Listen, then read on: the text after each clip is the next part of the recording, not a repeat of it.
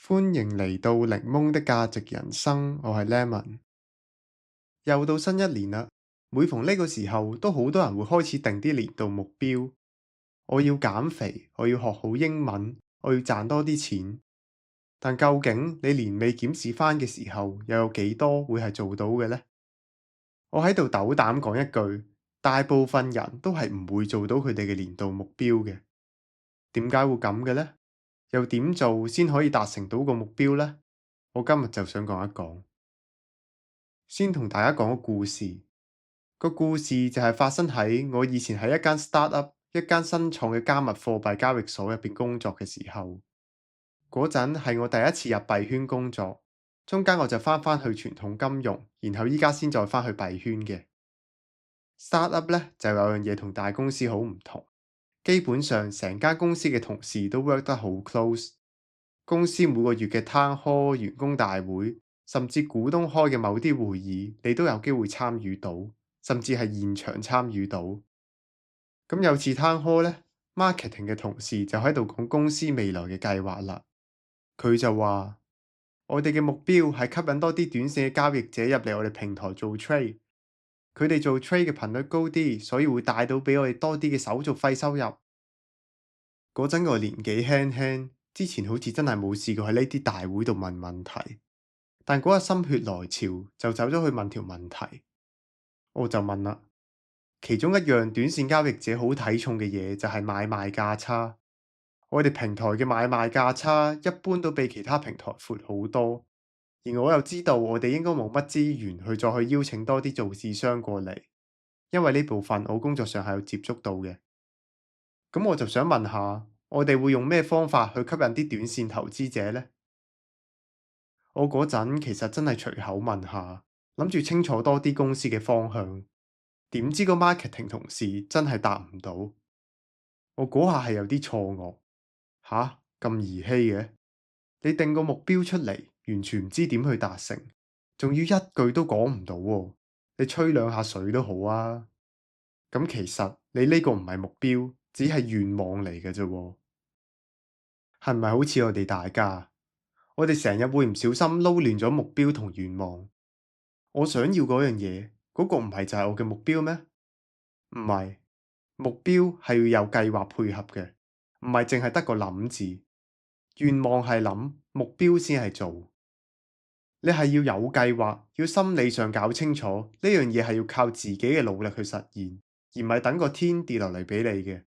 咁樣你先至會有更大嘅內在推動力，先至會更加堅定咁去完成你嘅目標。停留喺願望度得個諗字，就會好似只係一個口號咁，同反清復明冇乜分別。好啦，咁嗰次 meeting 最後點呢？有位 product team 嘅同事出嚟講咗啲好行嘅嘢，叫做解咗圍，我都冇再追問落去啦。間公司最後係執咗嘅，而家睇返其實都 make sense。startup 就係咁噶啦，財政上係比較脆弱，真係要每一步都要行得好好，仲要再加啲運氣先至可以生存到。不過喺入邊做嘢，發揮空間就真係好大。我其實就幾鍾意喺 startup 入邊工作嘅。返返我哋嘅主題，要達成我哋嘅目標，仲有咩要注意呢？呢個好多人都有講嘅。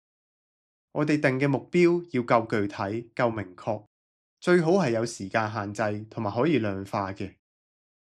如果個目標唔明確，咁又會點呢？譬如你話我嘅目標係要減肥，要健康啲，咁即係點呢？你究竟要做啲咩呢？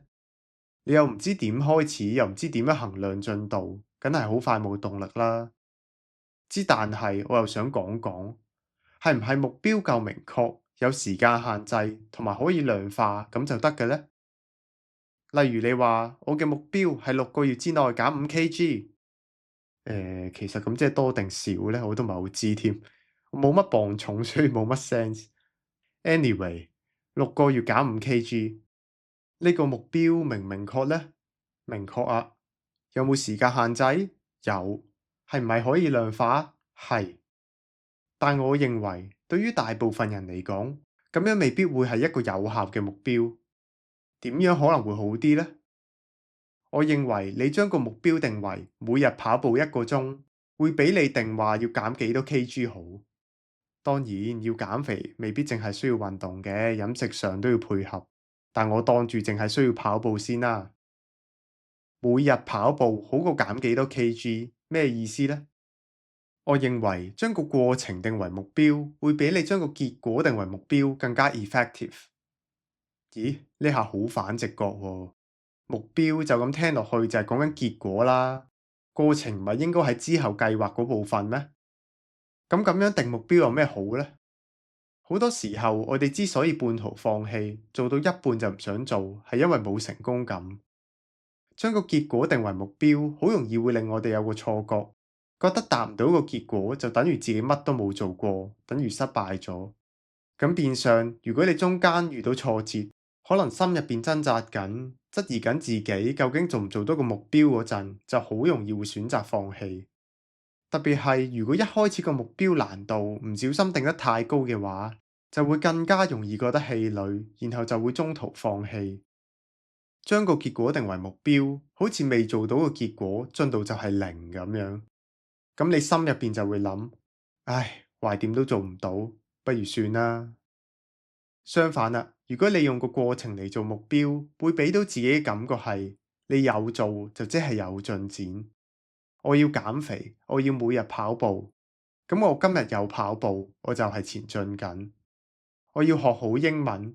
每個星期上2次英文堂，同外國人傾偈。咁我今日又好專心、好努力咁上堂，嘗試講英文，我就係前進緊。咁樣可以俾到個心理提示你自己，叫做呃一呃自己嘅潛意識，等自己有啲成功感，從而有動力咁去繼續前進。咁你可能又會問，唔睇結果咪控制唔到個成效咯？冇錯，針冇兩頭利。咁樣的確係難啲控制成效，但大多數人之所以達成唔到佢哋嘅年度目標，唔係佢哋出盡晒力，每一日咁去嘗試，然後最後失敗咗，而係嘗試冇耐就覺得冇動力，唔想前進，然後中途放棄。所以對於大部分人嚟講，係應該將個重點放喺執行上面。假如努力嘗試咗，就算最後嘅結果真係未如預期，你都係有前進到，你都係 better than before 啊！但如果你中途就放棄，甚至一開頭就放棄咗嘅話，你就真係乜都冇做，完全冇進展啦。今日講嘅2個 point，分清楚願望同埋目標，同埋將過程而唔係結果定為目標，其實都係叫大家將個 focus 放返喺執行上面。唔執行，就算你有幾遠大嘅目標，都冇可能達成到。定緊年度目標或者其他目標嘅你，不妨參考下以上嘅建議，睇下對你有冇幫助啊！希望你今年可以達成到你嘅年度目標啦。以上就係我想分享嘅內容啦。覺得呢啲內容有用嘅，麻煩 subscribe 我個 channel、like、comment、share，同埋 follow 我嘅 IG。呢度係檸檬的價值人生，我係 Lemon，我哋下次再傾啊！